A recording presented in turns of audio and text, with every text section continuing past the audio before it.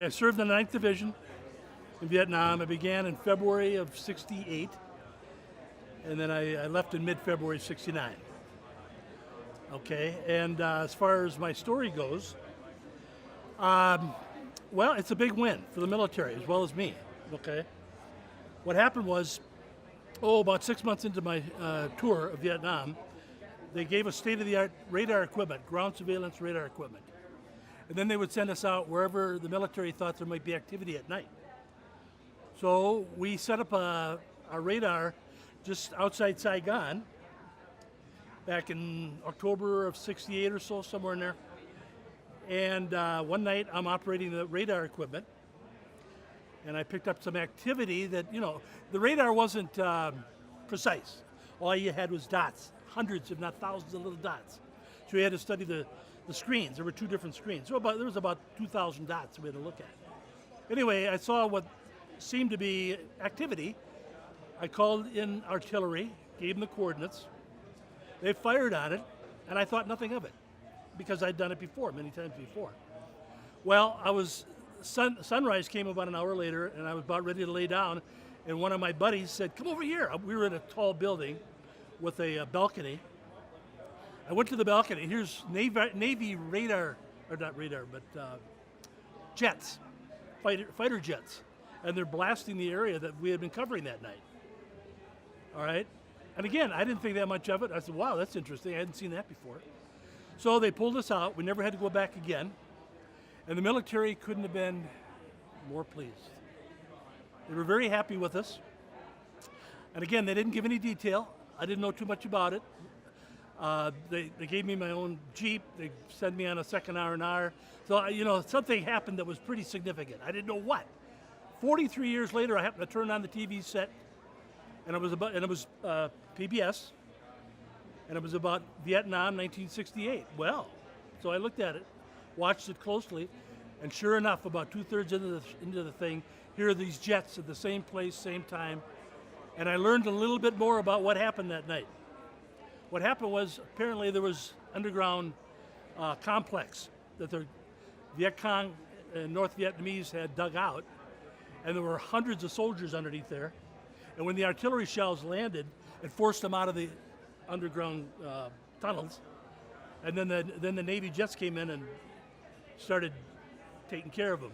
Well, it was a huge win for the military because that was probably one of the biggest wins of the year, if not the biggest, because we apparently stopped the major offense of the Viet Cong North Vietnamese on Saigon.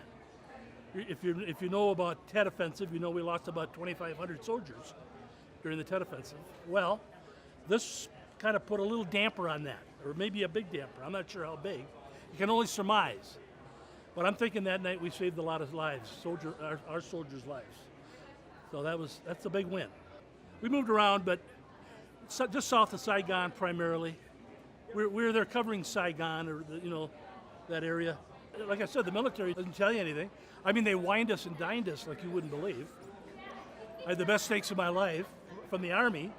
The Navy put a spread out for us that was unbelievable. I mean, we're used to eating K rations, and all of a sudden, there we are eating the best of everything. I mean, they couldn't do enough for us. We never went out again.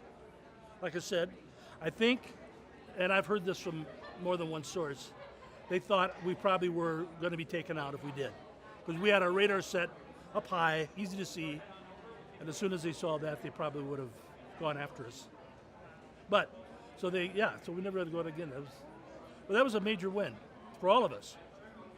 I think a lot of guys came home that otherwise may not have. I was determined to come back, and I put a mental intention to do so. Well, I was very lucky. Every time I turned around, I was lucky. I was in the first 4.5 months. I was in a tower every night, and we would watch the perimeter. Well, one night they pulled me out unexpectedly. I didn't know. I didn't ask to be pulled out. My replacement came in that night. He got killed that very night. So, and I was there for 4.5 months. I think my attitude made a difference. I was going to get back. I just never thought about it. I was just going to, return alive and whole, and that's what happened. The very first night of my unit, after I got in Vietnam, we got mortared, okay? I made it to a bunker, no problem. And the mortars stopped, and as soon as they stopped, the machine guns started going in at the perimeter. And I'm inside a bunker, okay, it's pitch dark, and all of a sudden it's like those bullets are hitting me. My skin is popping all over the place. It's like if you took your fingers and just rapidly, every bullet that went out of the gun or exploded, I could feel it. I could feel the indent into my skin. What is that? And I finally found out what it was and what occurred. If you read the book Dianetics, you'd understand. That explained it all. That's why I want to help other veterans. That's my intent right now, is to work with other veterans that are having some PTSD problems or whatever.